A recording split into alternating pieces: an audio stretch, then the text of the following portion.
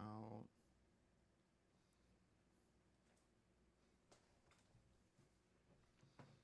All right, right now everything should be seeing. Oh, it's got both of us on there. Oh, Yep.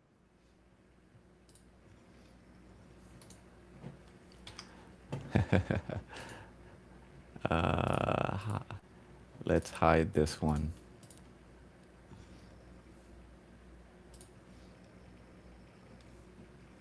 There you go.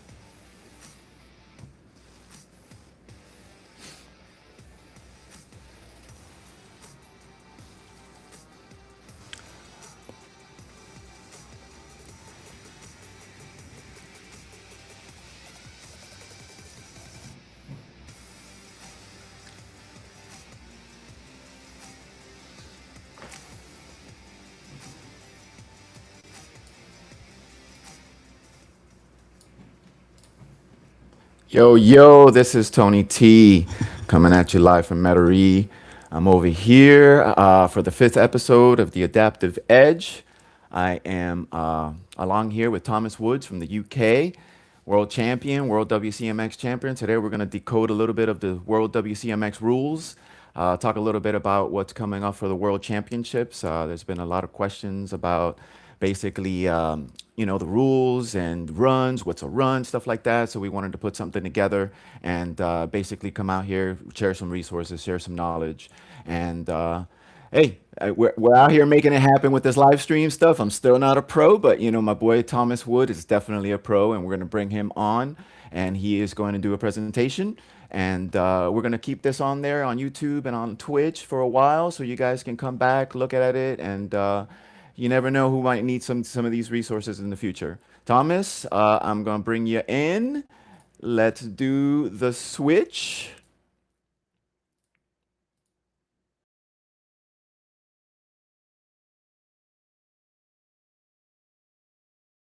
live. I'll just give it a second to update before I get started with the live stream. Um, but yeah, I'm really excited to be here. We've got a bit of information, hopefully to share, hopefully something interesting. And no, I appreciate the rule book is very long. And if I wasn't a part of helping make it, I probably wouldn't have read it all myself. So yeah, I totally understand. A lot of people won't have read it. So we want to make sure as many people as possible can get the information. Um, I think is the Tony. Am I good to start or I don't know? I've lost him. I think so. All right, sweet. We'll get started then. Yeah, so, well, as I say, so we want to sort of go over a bit about general rules. So we realized after the last online series, obviously, we want to make this sort of as good as we can, as good as it can be. We realized a lot of people were obviously confused about how the online stuff works, but also there was a bit of a lack of knowledge just across how judging works, at both in person and online comps. So hopefully that's something that we can hopefully fix today. So we'll start off why we're here, sort of what we're going to go over today. So we want to look at how WCMX is judged. We want to look at the online competition format. We want to look at the video submission requirements. We want to look at classification overview, the pusher classes, the rules around that. And then at the end, we're going to have a Q&A. So if you have any questions, put them in the chat and we'll get to it at the end.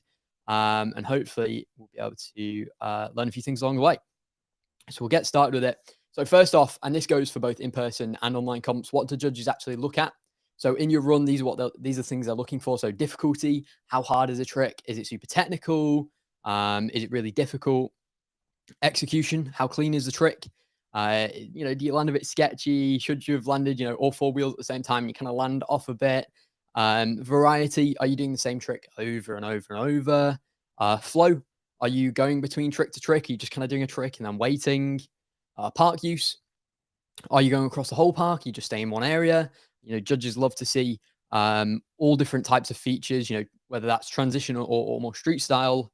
And then style, of course, everybody's got their own style, and that's what judges love to see, a bit of steez, and that, sort of making it your own, having fun with it. Now, what does that look like in sort of practicality? Now, this is a bit about how WCMX judging works. Now, on the left, obviously, I got those bullet points written out. So WCMX uses an overall impression format. So judges watch the entire run. No single trick can guarantee a win. So kind of what I was saying about the flow, you want to really connect everything together. And then the classification is brought in after the fact. Now, I will get my head out of the way there. On the right, you can see our table. Now, that table is exactly what we have in the rule book as judges. Now, what that sort of acts as is a guide that judges can use. So they can watch a run and they can say, based off what I know this rider can do, based off what I can see other riders doing, and based off what I know is possible at this park, was that run poor, below average, average, above average, or outstanding? So let's say we just watched a what? Oh, can't talk today. Let's say we've just watched a run. We think that that run is above average, but maybe not quite. It's not up there for outstanding. There's a few things that could have been better, so it's probably middle of the road of above average.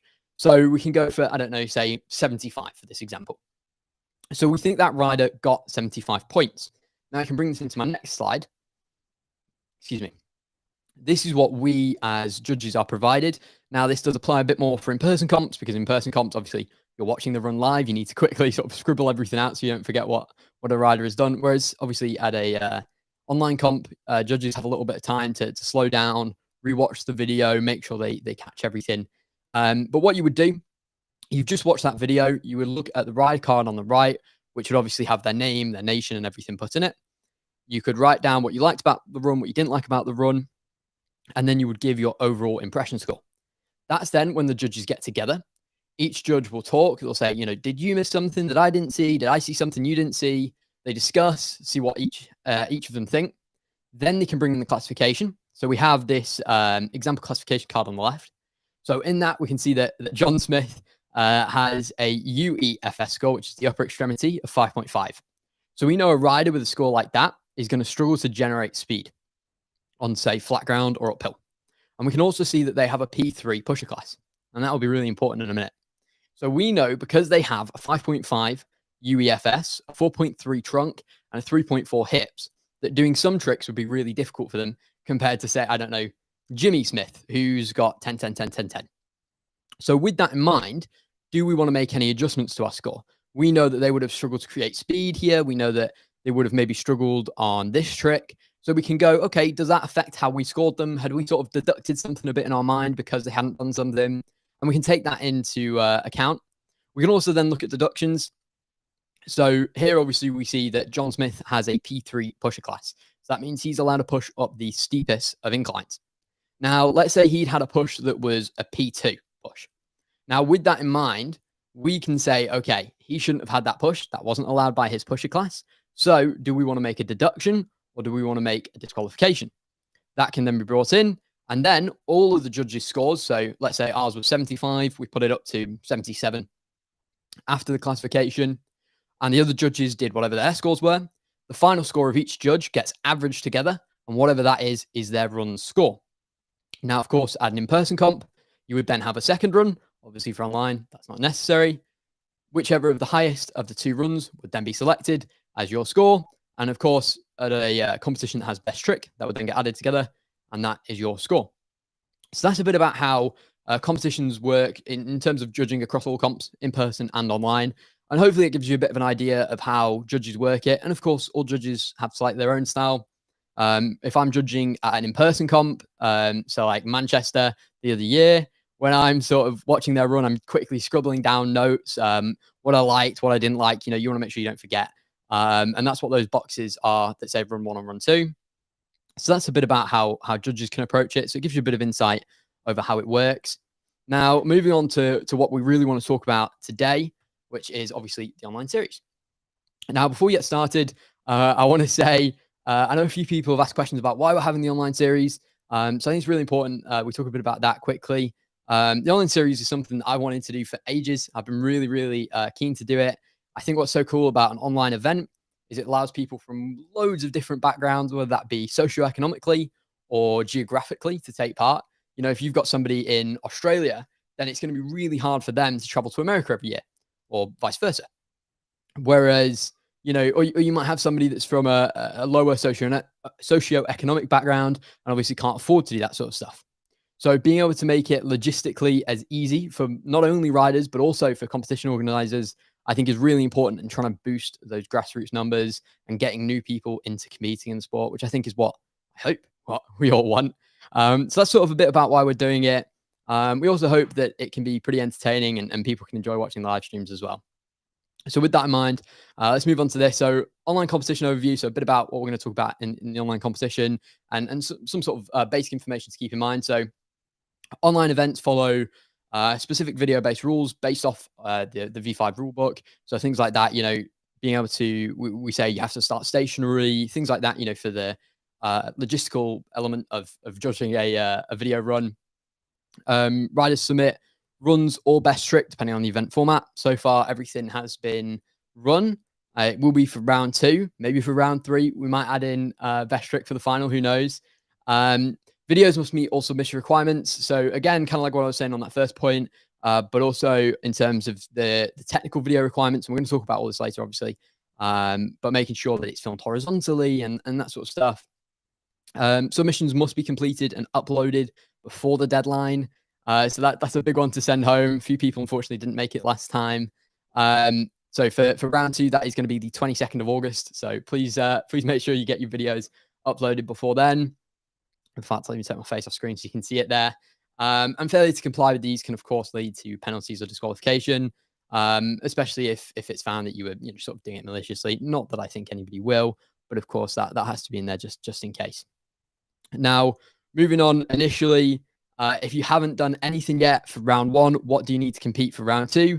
And if you have competed in round 1, you want a bit of a reminder, here's some things that you would have to do before you can compete. So first off, if you haven't yet, please go register. Obviously, you can't compete if your name isn't on the board. You can register. It's super easy. It's just a small form. If you go to www.worldwcmx.org, go over to the events page and down to, it will be the World WCMX Online Series Round 2. It's pretty simple to get to. On there, easy form. You can fill that out, less than 5 minutes. And you're in. Once you've submitted, you'll then receive an email with all the instructions specifically for where you're at with Round 2. After that, we urge everybody to read the rule book. Obviously, we're going to talk about the rules here today, but we really urge everybody, please read the rule book. You know, when you upload a video as a rider, ultimately it's your responsibility to ensure that you've met all the requirements. And we want to help out as many people as possible, but still the best way to go about it is please read the rule book. Moving on from that, once you know what you can do, what you can't do, film your line. Obviously, have fun with it, get creative, film the best line you can. And then after that, we want to make sure that's uploaded before the deadline. As I said, for round 2, that's going to be the 22nd of August. And then tune in live and find out how you did. Hopefully hear me and Victor commentate it. And the next live stream for the next competition will be on the 28th of August, if memory serves. So that's sort of basic information. Now getting into a bit more of the technical side in terms of the actual video requirements. So initially, we want everything filmed horizontally. Unfortunately, no Instagram clips. Got to turn the phone sideways. Film everything horizontally in a 16:9 aspect ratio. We want to have the camera must be moving at all times. It can't be stationary. We want to have somebody holding it, walking around. Although please note, we don't allow drones. That's just to stop people from doing anything a bit cheeky with editing. The rider must be visible in frame at all times. So we don't want to miss any tricks while the camera's sort of veering off to one side. So please make sure you are visible in the frame of the video at all times. No editing. So we don't want any cutting, splicing, speeding up, slowing down. And that also applies to logos in the video. So whether that's, your logo or a sponsor's logo, we don't want any text on the video or music. And the music does also apply if the skate park you're at that you're filming has music on in the background. If you can, please ask whoever's playing it to turn it off. If you can't get it off, then just upload your video with no audio. Oops, gone too far there. And videos must be filmed specifically for the event. So we want fresh content. We want to see the best run you can land right now. So we don't want any re-uploads. We do ask that these videos stay private. That is a requirement. Just because obviously we want to make sure these videos can be, the live streams and the competitions can be as fair and entertaining as possible. Obviously, the best way to do that is to make sure that everybody gets viewed and judged at the same time. Now, in the actual run requirements, what we're looking at here, again, pretty basic stuff, very similar to an in-person comp. So we want to have one continuous 90-second run. The rider must begin stationary. So we don't want somebody starting the run already moving. We don't know if they've had a push or something before the clip starts. The rider must follow their pusher class. So if you're a P2, use P2. Again, anything that's, sort of common sense applies to this. And also, I say this a lot, but if you have any questions, please reach out. We're more than happy to help. And then finally, have fun. We want to make sure that people have fun with it. And don't get too bogged down. But of course, obviously, we have to make sure the rules are done fairly and properly to ensure a good competition. So after that, the big thing I know a lot of people sometimes have questions about is pushing. Obviously, this comes back to the classifications. So I can take my face off screen there. Now, we have, again, that classification card on the right. So the pusher classes, so we can see there the pusher class NP, P3, P2, P1. That is based off your FS, your functional score. So we can see on the right there, for John Smith, his functional scores are 10, 5.5, 4.3, and 3.4. Now, I won't go into the math that adds that up to figure out your pusher class. All that information is on the website. And I will also say while I'm here, if you have not yet filled out your classification, it's super easy to do so. A form on the website under regulations. And it's pretty simple to do. Somebody can help you with it if you need. If you don't fill it out and you choose not to, then essentially what happens in judging is you are just classed as having no impairment. So push class based off the functional score. Riders may only receive pushes allowed by their pusher class. So if you're an MP, no pushes at all. P3, only on the steepest ramps, so on and so forth. Outside of the P1S, which is P1 special, which I'll come back to in a moment, pushes may not affect tricks or features. So if you have a push out of, say, a bank, you can have a push helping you up the bank, but you cannot generate any speed out of the push or any advantage. It cannot be attached to a trick or anything like that. It's just purely to get you up that ramp. Now, that does change slightly, as I said, for P1S. So P1S is new for V5. It was added after we noticed a bit of a gap in terms of mainly for rider safety in Switzerland. And P1S or P1 Special is there in place. It's only granted on a case-to-case basis. While it is guided by your classification, it is separate to it in a way, and it is judged purely by the CTD on the sort of daily comp and in-person comp, obviously a bit different from online. And what that means is, let's say you had a kicker going up to a rail. If you had, say, a P1S pusher class, you would not be allowed to push up that kicker because obviously it's attached to a trick.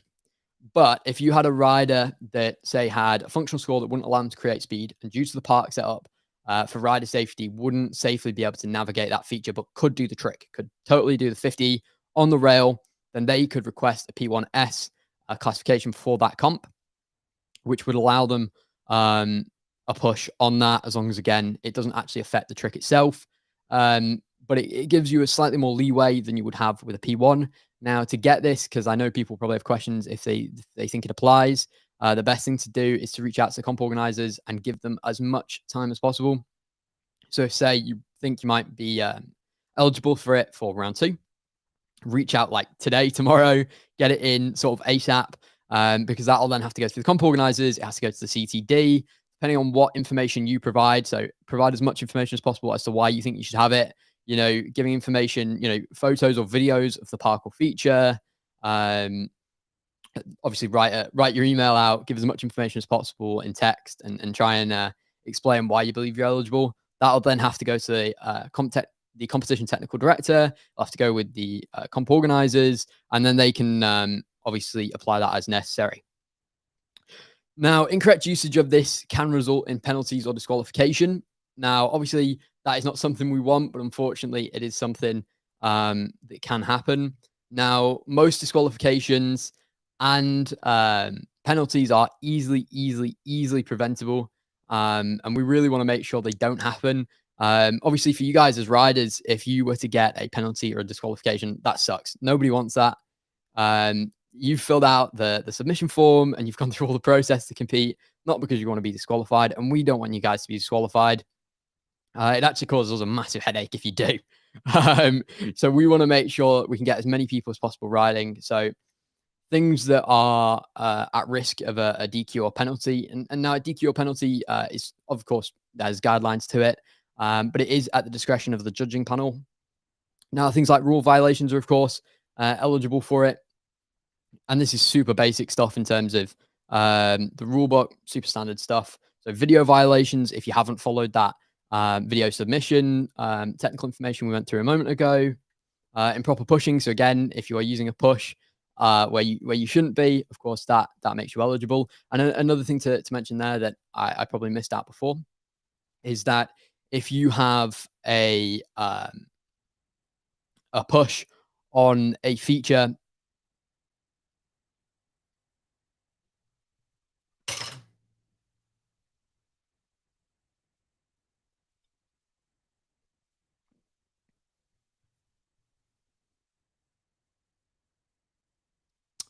Sorry, I think I got disconnected there. Apologies. I don't know. I don't know how much you heard of that. But yeah, again, just making sure following that rule book. And the biggest thing is making sure that if you're not sure, reach out, ask questions. That's the main thing. Is people are happy to help you. Myself personally, you reach out to me on Instagram or email on the competition sign up form, anything like that. On the competition emails, like the official correspondence. Please reach out if you have any questions. Reach out as early as possible is ideal. But yeah, super basic stuff, really. Just make sure you're following that rule book. And if in doubt, obviously, reach out and ask questions. And of course, you can ask questions now. We want to open this up to a Q&A. Hopefully, the information I've provided is somewhat useful. I've not blabbered on too much there. But yeah, we'll open it up for questions. If you have any questions, please put them in the chat. I've got some questions. Can you hear me? I can indeed. All right, so I'm live. All right, we got it on side by side. I was out here paying attention. I was really here listening to the presentation. Of course, Thomas, I'm not the greatest with the rules, but I do follow them when I'm out of competition because them runs out there when we're competing are extraneously takes everything out of you, so you want to make sure you got your run down. One of the things that I kind of try to do is like prepare my lines beforehand.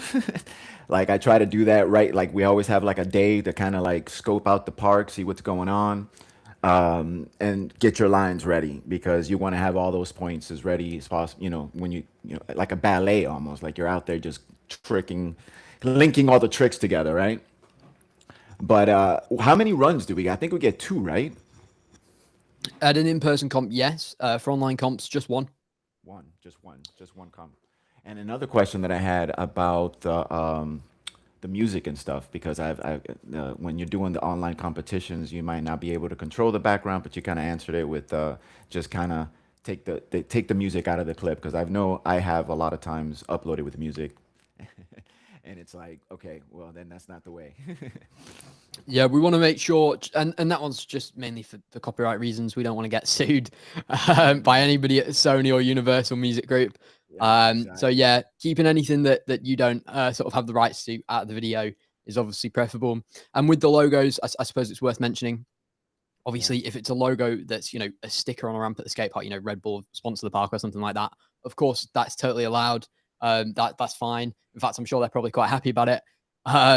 It's just mainly we don't want you guys putting extra logos into the video. So what about if I had sponsors and logos, like as an athlete? That's something that I'm always like, because I do. So I'm always like put stickers and helmets and trying to, give them visibility. So how would I go if they're like sponsored?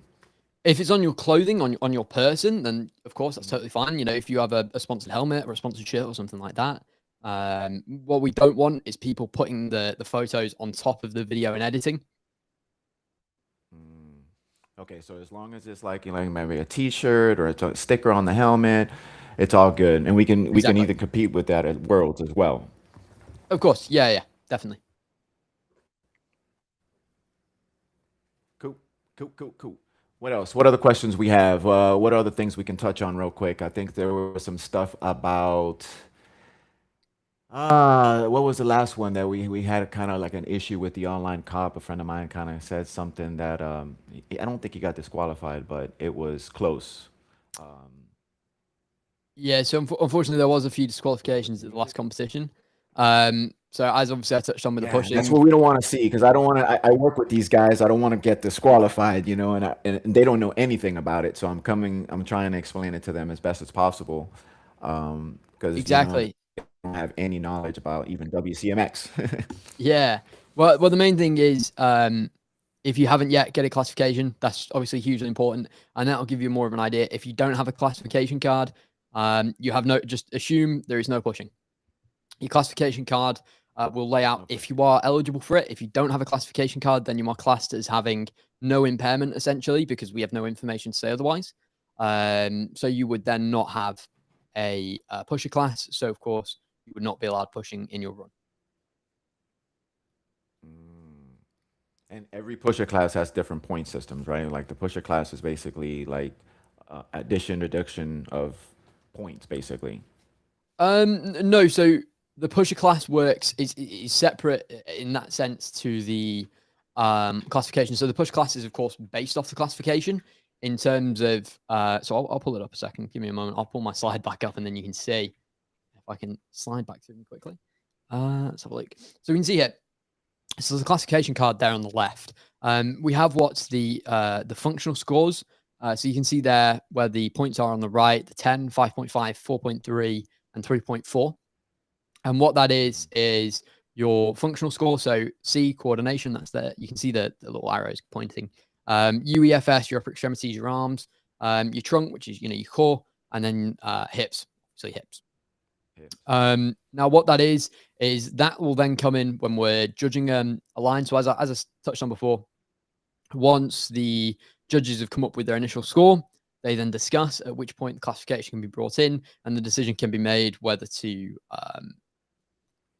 affect the score because of that. Now, the pusher class is based off the classification. There's a whole calculation. I'm not smart enough to Yeah. understand, but a Yeah, classification. no, the calculations is what they sometimes tricky, right? Because I Yeah, mean that's more Victor's job right there with the calculations and the judging. I don't think I've ever definitely. judged one, so I'm definitely it's a skill set. Well, the calculation, and it's all sort of set on the website and everything, but with that is essentially there's essentially a calculation that says due to those functional scores, you would be in this pusher class. Yeah. It is pretty simple to understand. There is all information about it on the website, and we can see No, obviously in we have this the same similar things to other sports. We have like definitely, in classifications with football, I'm a three, and we got different like basketball. Everybody's classified a certain, which is a tricky thing to do, to classify everybody. definitely. Um, but it's super important, right? Like classifications because it kind of levels the playing field a little bit. Definitely, 100%, and that's exactly what it can do, and that's why the push class system is there. Is the idea of it is that it allows people who would be able to lay down, a brilliant line, but due to their disability can't push up certain inclines or slopes, and would allow them to get to those areas in the park to lay down those tricks. Yeah, no, because there's a lot of times we fall or there's a pool we jump into or something that happens, and we're definitely looking for those pushers, right? The official pushers out there to help us through it. Yes, sir. But let's see if there's anything else online. I think we've had a few viewers, but when nobody's answered or asked any questions, what else can we think of that we can give out as content for people to, as something resource other than, Well, the big thing is obviously the it, because of the nature of having an online competition and obviously having riders at parks, so many different parks around the globe, is that their questions and inquiries and that sort of thing can change so drastically. So I think the biggest piece of advice we can give is if you're not sure, don't hesitate, email, reach out. text, anything like that. On Instagram, reach out. Reach out. You can either reach out to myself. If you're already signed up, you can reach out on the official email that's been sending you all the information. Somebody will get back to you. We want to make sure as many people as possible can have a good time and take part. And the other thing as Yeah, well, exactly. for riders, I know I mentioned about signing up. I didn't say anything about the division. Now, a big thing, a lot of riders, certainly if it's your first time, we do have that non-competitive category. Now, non-competitive is not based off anything like a beginner category. So some beginner categories can be that you can only have been riding for so long and that sort of stuff. It's nothing to do with that.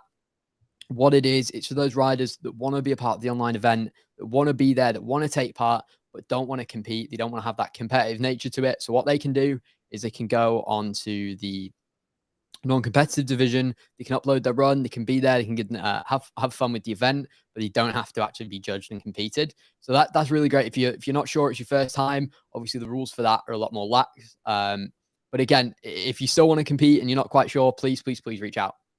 Yeah, definitely reach out to any of us. I mean, we're always an athlete resource, no matter where, and we're always trying to plug people in to not just the rules, but different resources with just getting chairs and stuff. I do deal with that a lot.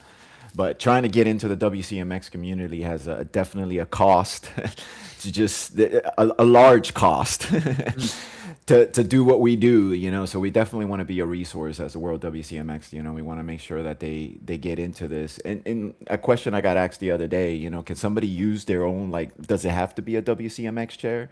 Like, can they try to do it in their regular chairs? Right now, I don't think there's anything on that, right? On what chair? Well, in terms of what chair you can use to compete, there are a few things just for safety in the rulebook. But if you're riding yourself, obviously nobody's going to stop you if you just at your local skate park.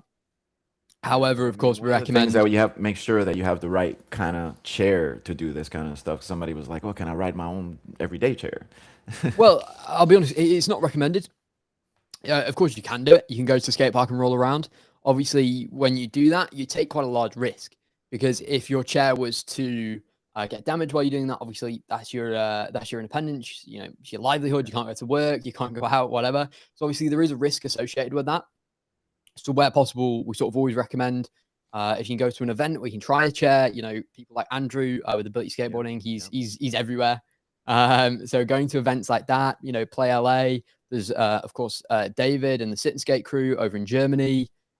People everywhere.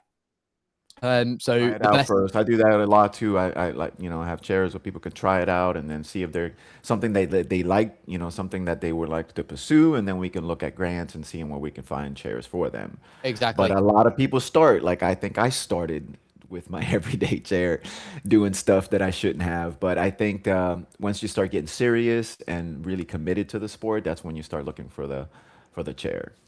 Definitely. What else? What else we can offer the audience for some content that they can come back to? Other than that, I mean, we're doing events down here. One of the things I'm trying to do with this show is trying to offer resources, not just for rules, but resources on events, because we've got a lot of events coming up. You've got some online stuff. We got World Championships, what I think is December 5th coming up. Um, North American. yeah, is there anything happening in the UK? Not set in stone. There's a few organisations that have sort of running things down in London that have some WCMX stuff involved down there. But there's nothing sort of big event set in stone. Yeah, I've got a couple coming up. I'm all, I move. I make a lot of clinics and I do a lot of events, and I've got one coming up September 12th and one coming up October 10th. But I also put the Mandeville skate park here in Louisiana just opened up, and I was at their grand opening, and man, it's an amazing skate park. So I'm hoping to make larger events over there, but we have a summer series going up, which is once a month. I think our next one is July 24th.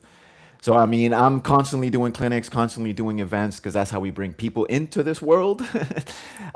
We just go out there, be consistent, show up, and have some chairs ready for them to try out. 100%, yeah, definitely.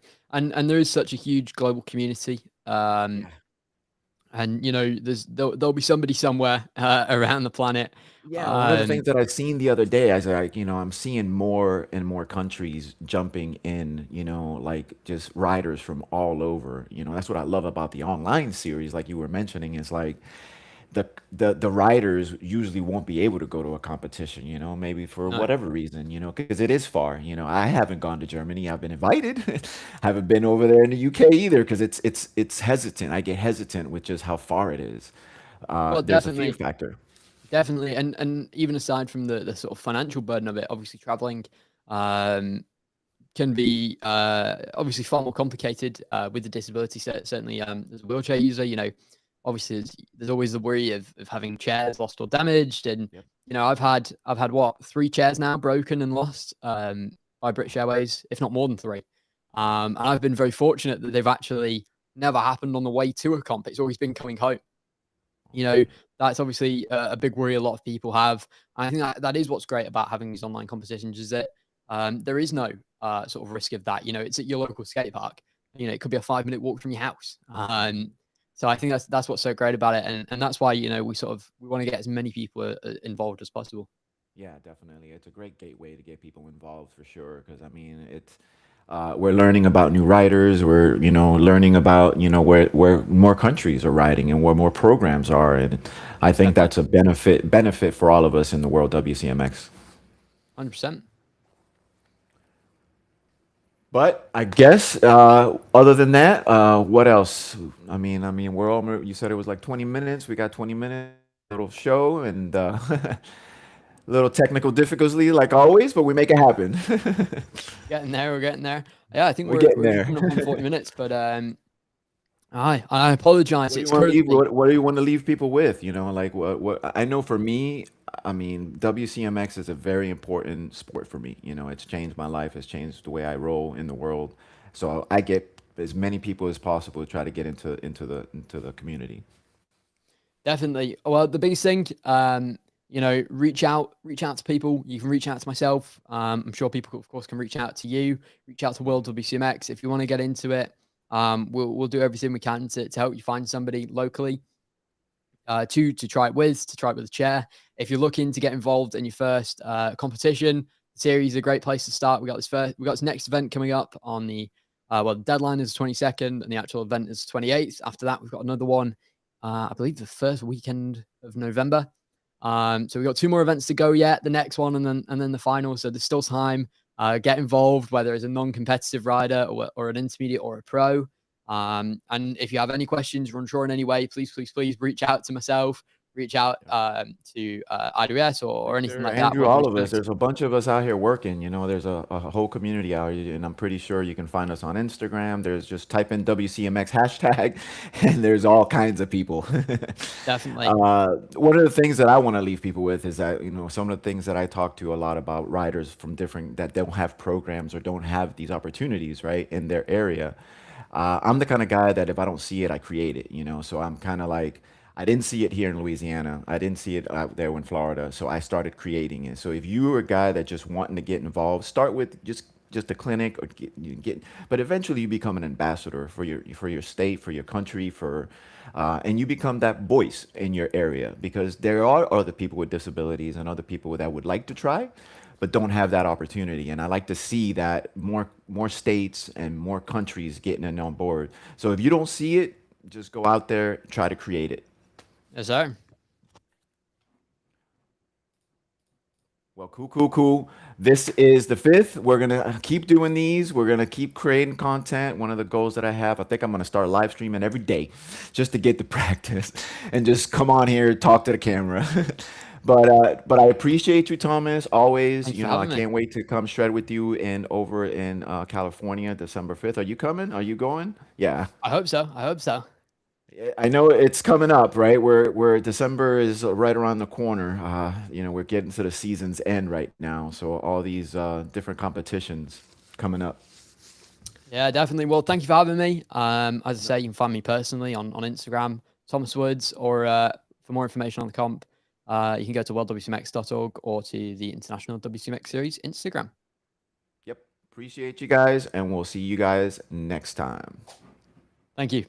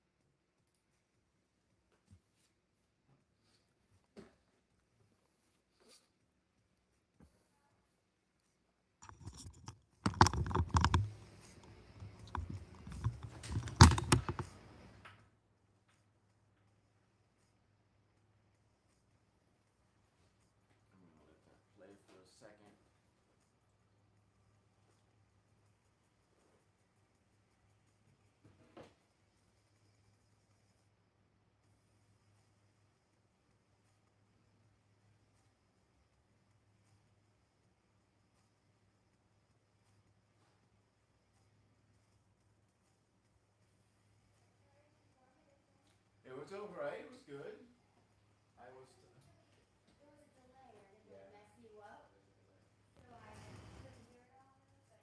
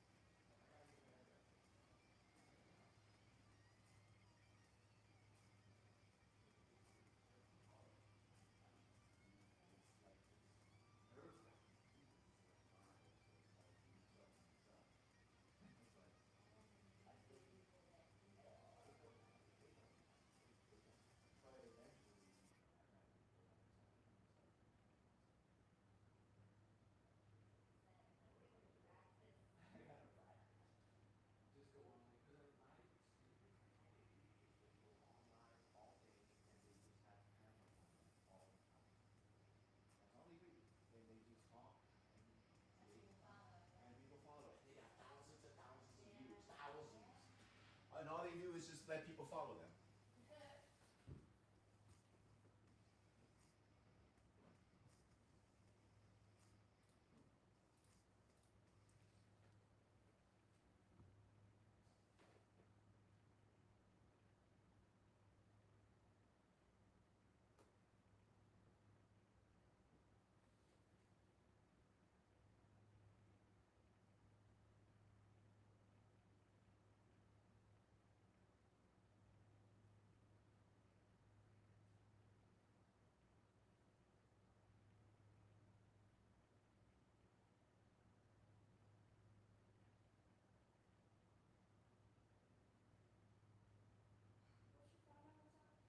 My phone number?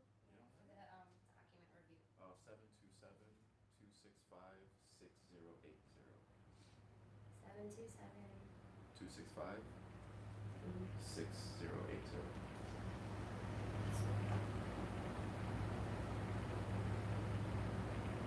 Okay, make sure you have your document and register them in person. Okay. She's Louise.